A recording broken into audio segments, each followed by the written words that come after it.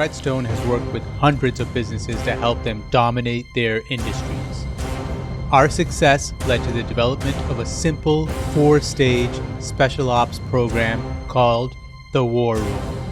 The War Room's mission objective is simple: build systems and processes with 3 goals: reduce expenses, increase revenue, and ultimately transform the business owner from a manager to a CEO, from a soldier to a general. Each of the 4 battles in the War Room focuses on a different aspect of your business, from accounting, operations, legal, and more. The foundation of each battle is the battle blueprint.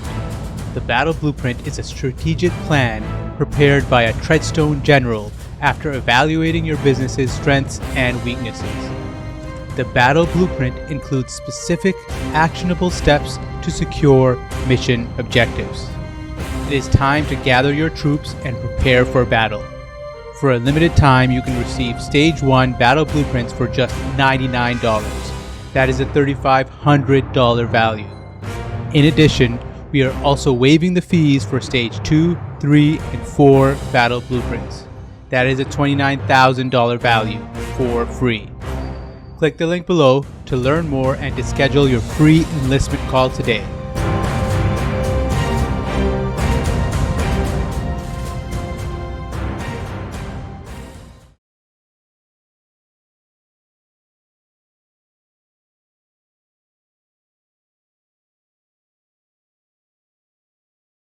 Welcome to another episode of Hustle and Grit. Today, I've got a wonderful guest on our podcast, Chris Dunlop. Chris is the owner and broker of record of Royal LePage Estate Realty, a progressive Toronto-based real estate brokerage with offices in the Beaches, Scarborough, and downtown Toronto.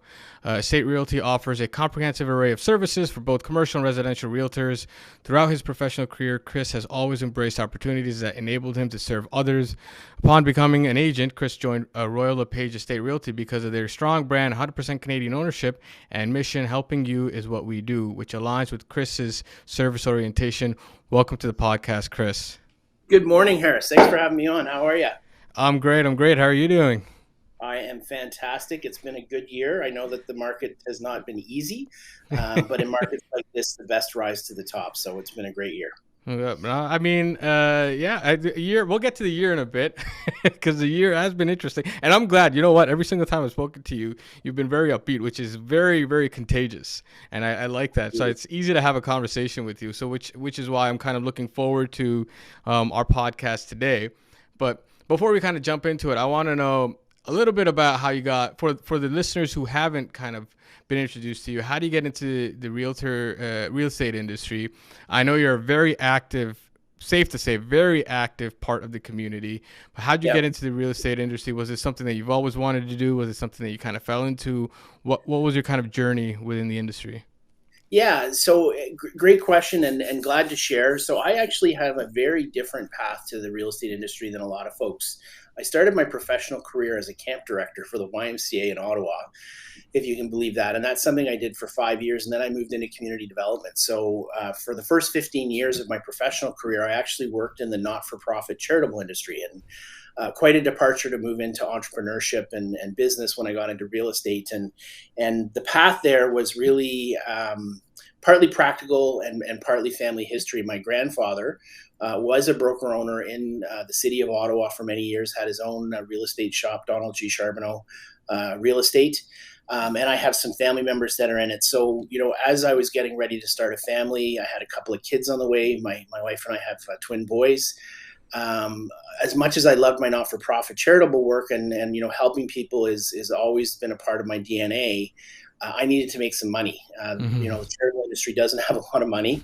And so when I started to look around and say, how can I provide the kind of life that I want to provide for my kids and my family, real estate was a really natural fit for me. I loved working with people. I knew how to communicate effectively. I loved educating people and helping them make great decisions. I've always been interested and fascinated with properties and how cities work and that kind of stuff. So there was all kinds of things in there combined with an interest in business. Mm-hmm. So I started as a registrant in 2005. And as you mentioned, I started my career here at Royal LePage Estate Realty. My predecessors, Keith and Jen Burton, were my mentors. So they were the owners of the company at the time. And I loved it. Like working with people and helping them buy and sell properties is such a fascinating way to earn a living. You get to know people in really deep Yeah. ways. You get to be part of some of the most exciting moments of their life. And you get that great feeling of helping people successfully navigate what can be a very difficult market in Toronto with the competition and all of the Yeah. challenges of purchasing a home. Obviously, on the seller side, it's a little bit more exciting most of the time. But just such a great industry to be a part of. And I was really proud of what I was able to accomplish early in my career and in becoming a top producer in Toronto. And frankly, when I figured I'd kind of mastered the sales side of things and the service to client side of things, I started to ask the question, what's next? And I started to look around at the potential of buying a brokerage and being a leader in the real estate industry and being a broker owner. And, I kept looking around and looked at all kinds of opportunities and nothing really fit. And so I actually went to Keith and Jen, the owners of this brokerage, and I just asked the question. I said, hey, would you ever consider, selling to me? What's your exit strategy? And they said they'd think about it. And they came back to me a couple of weeks later and they said, you know what, Chris, we think you'd be a great partner. And so in 2013, I became a partner here at Royal LePage. And then over 5 years, they taught me the business. They helped me to learn the ins and outs of it all. And I was proud to take full ownership in 2018 and haven't looked back. It's such a great industry to be a part of. Oh, wow. So okay, so that you give me a lot to digest Gave there. me a lot there, I know. So I just want to kind of step back to like that first step. So you went from, and this is my question, because there's a lot of people who kind of want to know that beginning journey where kind of you're making those tough decisions. And so you went from a nonprofit to an industry where your salary is not like, you don't know, you for lack of better words, you eat what you kill. It's all the business that you get is what you survive off of. Yeah. So how did you make that decision where, you know what, I've got a salary and it may not be a lot, but I know every Friday, every whatever day, every other Friday, I get this much. And now I'm going to go into something where I don't know what's going to happen. I have to train myself. I have to figure stuff out. There's nothing nothing is for certain. And it's like, and I'm going to quote Elon Musk where he says, like, running a business, it's like you're chewing on glass and looking into the abyss. So, and this is the richest, or one of the richest people in the world. So how did you make that, like, the first leap into, okay, I've got this and I want to jump into real estate? Yeah. So my kids were born and I quit my full-time salaried job with benefits and paid vacation 2 weeks later. Oh, man. And like my friends thought I was nuts, and they were probably right, because as you say, like I went from security to having nothing, and my wife, my partner, Sarah, was on maternity leave. So she was getting 60% of her normal. But to be perfectly frank, you have to push through that fear. If you want something and you believe that you can do it, or even if you're not sure if you can do it, but if you want it badly enough, you just got to push through that fear. And so I went for it. And my basic goal in my first year in the business was to replace my salary, right? So in my view, if I could replace my salary in the first 12 months I was doing this, that would be considered success in my mind. And I was working in the not-for-profit industry, so the salary wasn't terrific. It wasn't terrible. It was a living wage, but it wasn't terrific. And in my first 12 months in the business, I did $162,000 in GCI, 19 heads of business. And I blew way past my salary. How did I do that? Well, the first thing is I'm a helper. I like to help people, and I really and truly believe that if you come at a relationship from a place of integrity and you want to make a difference and you want to help people to be successful, they can feel that. Yeah. Right. And so the foundation of everything that I do is, what is it that I can do to help you achieve your objectives? What is it that I can do that can help you achieve your goals? And I believe in being a giver, right? And, when you work in a 100% commission industry, people can be quite skeptical. Yeah. And of course you can get hungry and scared and, get commission breath. I need another check. Yeah, right. Yeah. And the way to be successful in this business. It's about building relationships, adding value, and serving people in an authentic way. Yeah. And so really, I didn't have a lot of relationships in Toronto. I'm not from Toronto. I was an Ottawa boy. I knew my hockey team, and that was about it. And my first deal was with the goalie on my hockey team, who happened to be a young guy who bought his first condo. And wouldn't you know it, he referred me to like 6 of his friends that year alone. And he bought a condo, and they just dropped. But the reality is I served Dave brilliantly.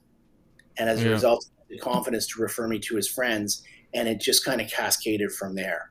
So the first thing is just be authentic, be true to serving others, have the right motivation in terms of this is an industry where we're supposed to help solve a problem, which is how do I buy a home? How do I find a home that I can make my own?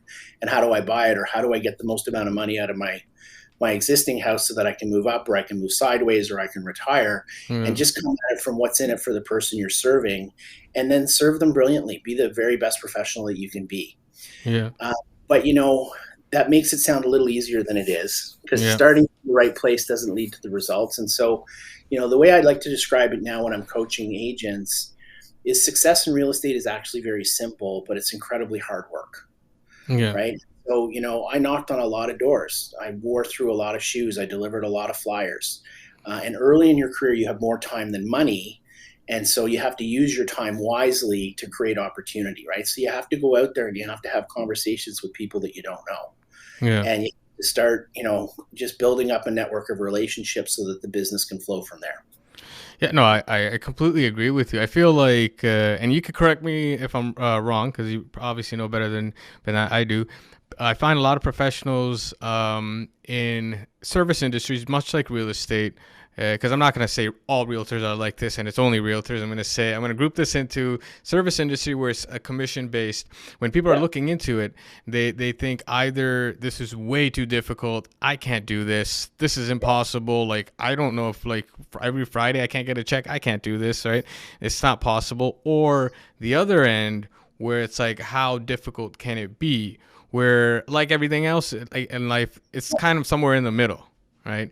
And I feel like, especially in this year, where you saw a lot of difficult things happening, I would argue that the market wasn't the best. It wasn't the best. And when I say it wasn't the best, it wasn't the best of the people who weren't prepared, and who had not spent the past 5 years building themselves to actually respond to a market where you had to do more than just kind of be around and be a professional within an industry and you're going to get some deals thrown at them. You had to kind of consciously do something. So my question, I guess, and this is a complete change of gears from a kind of a conversation right now, but what do you think, what are a few things that realtors or any realtor, anybody starting out, or anybody who's kind of in the middle of their career, what are a few things that they can take away that'll bring them success in this market and in any market? What's like a resilient kind of characteristics that they should be building upon to help them through the downturn? Because the downturn is going to turn around and you're going to have an upside. So what's something that kind of weathers the storm? 100%. So great question. And I'm not going to answer the question in a little bit of a circuitous way, in that I want to start out by saying, we have a new agent training program here at Estate Realty, and I deliver a bunch of the courses, and I did one, 3 or 4 weeks ago. And I started out the session by saying to the group, I need you to know that you guys are really, really lucky. And they're like, what do you mean? I'm like, because you're learning how to do real estate now. And when you succeed now, you will succeed in any market, right? Because the reality is it's been a tougher year, right? Deal volumes, transaction volumes, the number of people buying and selling homes has dropped very significantly. And as a result, there's just not as much to go around. So who's actually, the one who's serving the people that are buying and selling? Well, it's the people who are constantly working, right? And so again, success in real estate is relatively simple, but it's really hard work. And so, if last year you needed to have, 5 or 6 conversations a day and 2 or 3 appointments a week, this year you probably need 10 or 12 or 15 conversations a day and 4 appointments a week, right? You just have to work harder and do more, because the reality is you're just having conversations to find the people who can benefit from your services, right? And so the first piece, in answer to your question more directly, is you've got to be consistent. You have to show up every day. You have to sit down at your desk, and you have to get to work. And then once you've done that desk work, then you got to go out and you got to have appointments and meetings with people and conversations with people, whether that's just coffees to keep in touch with past clients and future clients, whether that's doing pop buys, dropping off items of value to just appreciate the people that are part of your sphere of influence, or that's door knocking to find out if there's anybody on that street or in that neighborhood who's thinking of making a move in the next couple of months, right? You just have to do that hard work every single day. But that's also only the beginning. Where many, many realtors fall down is they'll do the hard work to create the opportunity. They'll find that person who's thinking of moving or selling their home in a couple of months, or they'll have a great conversation with a client who has a friend who's thinking of doing something, or they'll get a call and a referral from somebody and they don't consistently follow up. It's like, oh, I'm not ready yet, reach out to me in a couple of months, and they don't do that. Yeah. Right. And so the numbers based on the research is that we need to follow up with a prospective client 7 to 12 times to maximize the potential of earning that person's trust and earning their business. And the reality is most realtors are doing it once or twice and then they're giving up, right? So consistency is really important, but so is the persistency, being persistent in your follow-up. And of course, it's not, are you ready to sell? Are you ready to sell? Are you ready to sell? That's not what anybody wants to hear. It's like, hey, here's a property that sold around the street for you. Here's what happened to the price. Here's why it's priced that way. I'm here for you whenever you're ready to talk, right? You want to add value to the conversation. So your follow-ups aren't, are you ready? Are you ready? It's here's something I can offer that's important for you because I know what you're looking for because we've had a conversation. Yeah. They may not get back to you, right? Like we all have busy lives. We all have full inboxes, right? Like how often do you see an email come in during the day and it's there and you're working and it's gone. And then by the time you get to the end of your day, you've run out of time and you move on and you don't get back to that person. Yeah. Because in that moment, it wasn't actually important to you because you have other things going on. Well, if you're the realtor sitting at home and you're second guessing the fact that you shared that sold price with the consumer and they haven't, gotten back to you, well, they're busy, right? Yeah. No response is no response. It's not a stop bugging me. It's not a leave me alone. It's I'm a busy person. And right now that sold price isn't most important to me. Yeah. But I saw it come in and I saw that you're keeping me up to date with what's going on. And so even if we don't hear back from people, having 7 to 11 follow-ups where you're adding some value, you're offering some value, you're trying to understand their needs better, and you're being a professional that's there to serve, they're going to remember that because most of the other realtors, and they've been in touch with other realtors, I guarantee it, there's too many of us out there, aren't following up. So who's going to get the opportunity? It's the person that has been, right? And so that consistency, that persistence, but also pushing through that little voice in your ear that says, oh, I'm bugging them, or, oh, I should leave them alone. Oh, they didn't get back to me. They hate me, right? And that little voice exists in a lot of our ears. We have to push that away, and we just have to trust in the process and trust in our skill and recognize that if we're offering value and we're giving value, that at some point there's a very good chance that value is going to come back to us and be ours to earn that client's trust and opportunity. Does that make sense? 100%. I mean, you've dropped a lot of gems, and I agree with 100% of what you just said, and wholeheartedly too. So because I do believe it's a discipline game. Like when you go to the gym, if you don't see results in 2 weeks, doesn't mean you stop going. You're going to see it in a few years, right? You're not just going to stop, right? So, and then the same thing with like the email. I think that's such a great analogy because I know just being in an industry, just in a different part of it, I know for a fact that when people don't respond, doesn't mean that they haven't seen it. They look at it, they remember you, they think about you, and that's worth more than them having to say. What are they going to say? They know they may be busy, like you said, or they don't really know how to respond because they're just not ready to sell. But they know now that you're somebody there that's going to be ready to help them when the time comes. Now, my question to you then is, because you did touch upon one thing that is vital to this kind of why professionals aren't reaching out as much, and you're saying that there's a train of like thought where they're kind of second guessing themselves. Do you believe that's one of the biggest factors? What are other factors in like not being able to move forward? Is it just that, or is it a lack of discipline? And I know it's all of them. It's all of the above. But yeah, so it's different for different people, right? And I yeah. think that's part of the hard part of coaching people is when you're coaching somebody, you can't just have a prescribed process and say do it this way.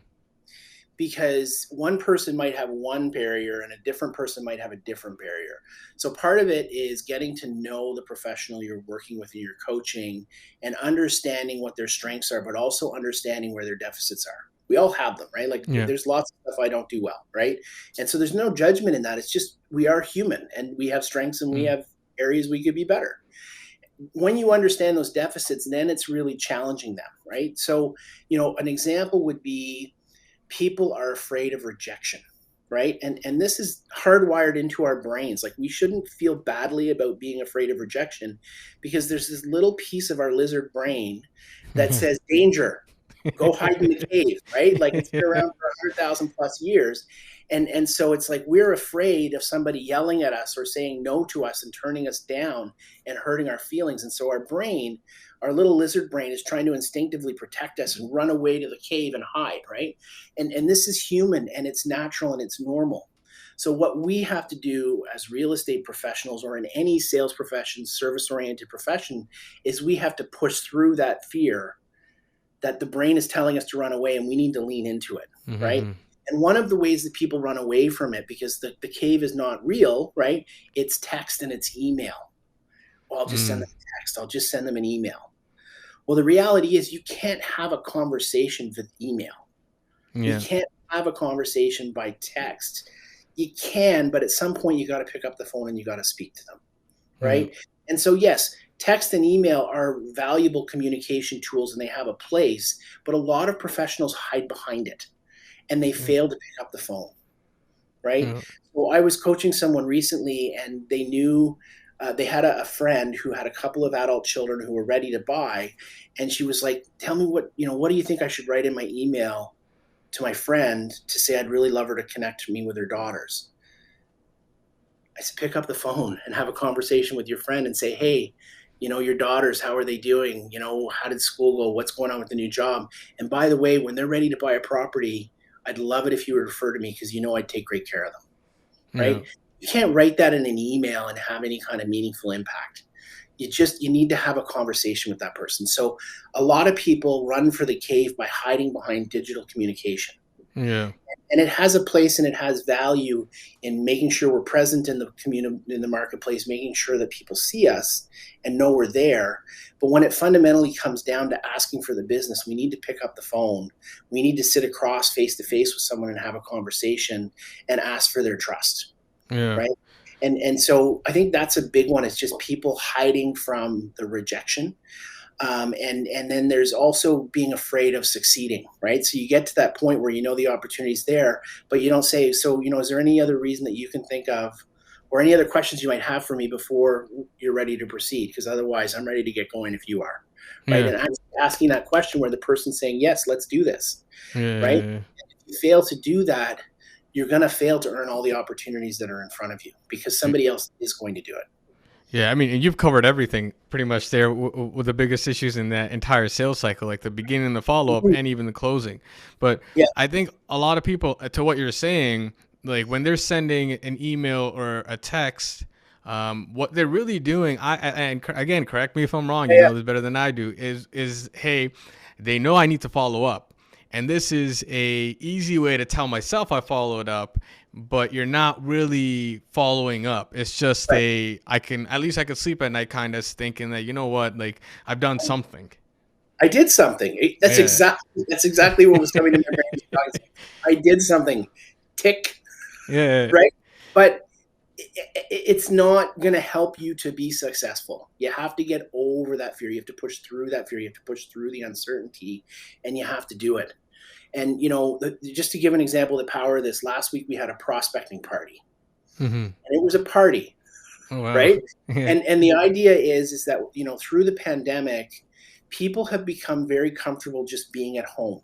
Yeah. But the real work of real estate, where we're looking to get to know people we don't know, and we're looking to have conversations, and we're looking for people who could benefit from our services, that's hard work, right? Yeah, And yeah. if you're sitting at home alone and you're trying to do this, like, where's the energy coming from? Because, not everybody is crazy and upbeat like I am. Like, I just have a natural energy positivity, but not everybody Yeah, has that, right? yeah. So we literally said, guys, come to the office. We had some food and let's just prospect together, right? And it's like, when we're here, we're going to be working. It's not a social event. And come, we have some different approaches that you can use if you're looking for something to say. We had Mm. some leads that we could give out to folks.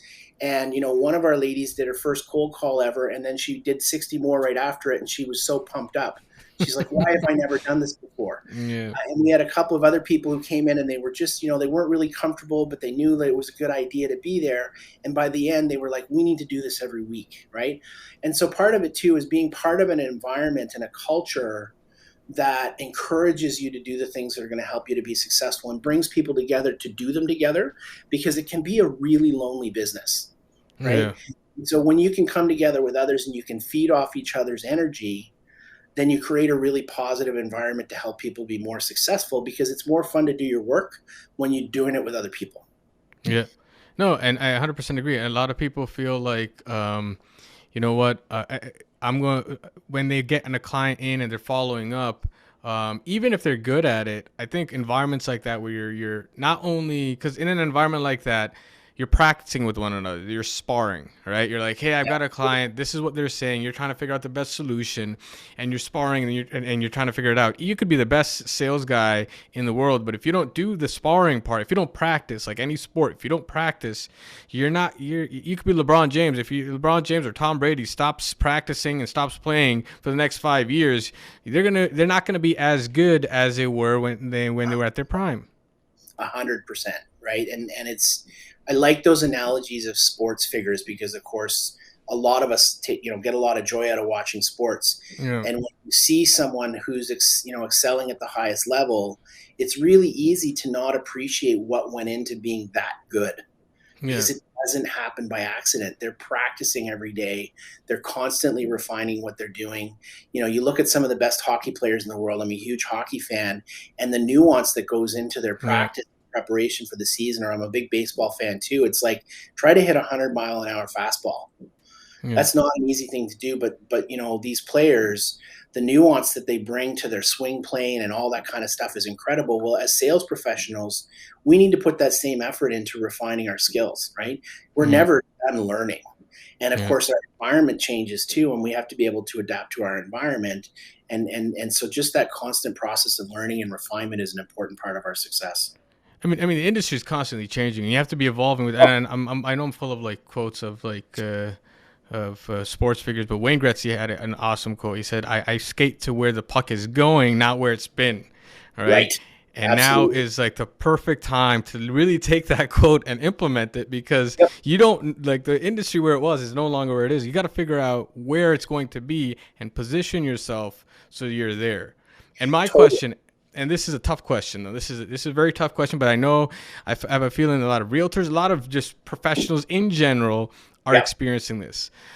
A lot of especially mid-career, starting off career, realtors and professionals have, obviously they would like to, 100% what you're saying. It's all about character. It's about building those relationships. It's about making sure you're giving value, and it's about making sure you're in touch. But at the same time, you have to pay bills. Now, often enough, you know what, rent is due or your mortgage is due, and there's all these payments, and you've got that one lead or two leads or three leads or however many leads, but you're afraid because in the back of your mind, you're like, you know what, like, I got to play it safe, because if I don't and they say no, I don't have this even, and how am I going to pay anything and all this other stuff. So what is your kind of advice on getting over that kind of roadblock or mental block? Because I feel like that affects a lot of people, because they're like, they know the answer, but they're just afraid that if I push a little bit too much, they're going to say no. Do you feel that, like, what should they do? And even if they do get a no, is that like the end game? Is there nothing to do after that? Like, what's your perspective on that? So that is a really tough question. When your bills are due and you have a couple of people you're working with and that's all you have in your pipeline, there's a lot of anxiety. So, the first thing is work really hard not to be in that position.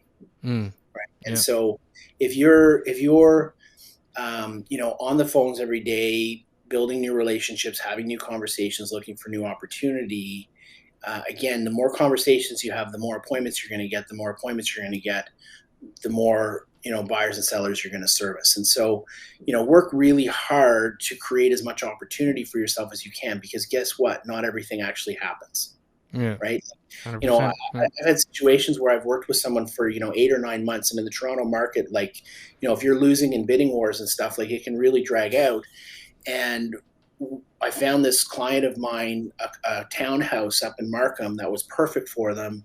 They were really excited about it. We went to go see it, and there was no competition. There was no offer date. It was just a fairly priced property, pardon me.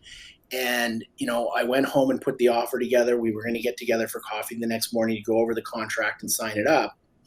And he called me that morning and he said, "Chris, I just got notified that I've been laid off." Mm. Right? Yeah. Well, my heart broke for the guy. Like, he just lost his job, and he just lost the home that he was going to be able to buy as a result of that. Right. And obviously, as a sales professional who just lost that commission, it hurts me too. But that was a really tough spot for my client. And so in our industry, nothing is guaranteed. Right. And so you have to do your best to create lots of opportunity and to continue to create opportunity, because if your back is to the wall, that fear and that stress can change our behavior. Yeah. Right. And you kind of you step in you get in your own way, for lack of better words. words. You get in your own way. Totally. Right. And so, the first piece of advice is create as much opportunity as you can, because ideally you can walk away from someone who is not the best person to work with, or who really isn't motivated to making a decision. And maybe they're not actually ready yet, but they're happy to use your time as they learn, right? In different circumstances. But really, it's just create as much opportunity as you can. I hope I've answered the question. It is a tough one, right? Because it takes a while to get to a place where you can choose who you want to work with, and make sure that you're working with people who are committed to the process. Yeah, and no, 100%, and I agree with everything you're saying. And in that sense, that like, I do find that the issues, the people who face these kind of issues, it's because even the deals that are in front of them are perchance. Like, there was just like somebody they knew that whatever, but they're not actively going out and actively conquesting new business. And when you do that, you have a whole different kind of perspective. And it's very similar to like people who are like, I just need one commission check, and I've got one guy I'm talking to, and then that's it. When it's like, you might not be nervous, but it's still a dumb decision. Like, you need to constantly be out there and kind of pursuing that business. Yeah. And we have a competitive advantage today compared to when I got into the business. Technology that's now available to us is so much more advanced than when I got into the business. At Royal LePage, we have a product called RLP Sphere, and it's an artificial intelligence, behavior automation based technology platform that's everything from a website to a CRM to your marketing tools, etc. It's awesome. And the great part is that as a real estate professional, if you're using the system properly, when you get busy, the system is still keeping in touch with people in meaningful ways, thoughtful ways. And so, because that is always a challenge in our business, right? Is you get busy with client service. And of course, if your clients need you, you need to be there for them, right? You can't be off, necessarily prospecting a lot when you're that busy. But if you have a great technical tool that's doing some of your basic value add, keep in touch, keep the dialogue going, keep adding value while you're really busy, when you're less busy, that system will make sure that your business continues to flow. Right. And technology scares a lot of people. And some of these tools are so robust that when you look at them, it like shuts you down. Right. So you have to kind of pick one piece and learn that piece. And as you become more comfortable with it and you unlock the full potential, those technical tools can help us to be so much more efficient and so much more productive, that it actually solves one of the big challenges for really good realtors, which is they get busy with clients and they stop, talking to people for future business. And then they have no clients left and they have no clients, right? You want to try to even out that curve and keep going along and avoid that roller coaster. Yeah, it's like a feast and famine cycle that's vicious. It takes a toll on you psychologically. Absolutely, right. And my goal as a real estate professional, and what I encourage my team to have the goal of, is to have the mindset of actually being able to pay yourself every 2 weeks. right? Yeah. And it's have your business finances here, and every 2 weeks you should be able to transfer over the same amount to your personal account, right? Yeah. And I did get there. It took me about 3.5, 4 years to get there, but I got there. And it's Yeah. having consistent enough business that you can actually create a paycheck for yourself. And that comes from the consistency, the persistence, all that stuff we've been talking about earlier. Yeah. So, I mean, and I know we've gone through over a lot, and I want to kind of quickly wrap this podcast up. So, what would be, and again, we're just kind of, I want to review, because we've gone through a lot, and I want people to kind of really understand what we're talking about. What would be your top 2 or 3 tips on how to approach 2023? So the first thing is that 2023 is going to be a good year.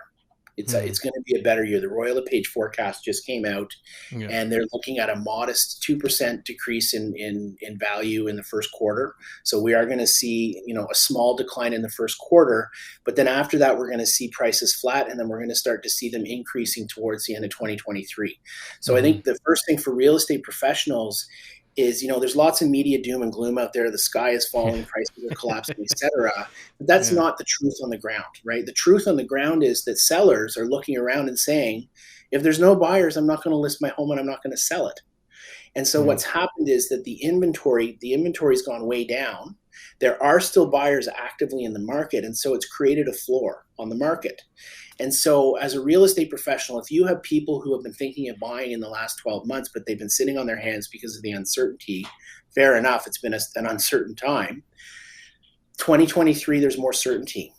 We've gotten close to the bottom of the market, and the opportunity to buy without competing exists, right? And if you don't have to compete, you can have a finance condition, you can have a home inspection condition, you can negotiate on price, right?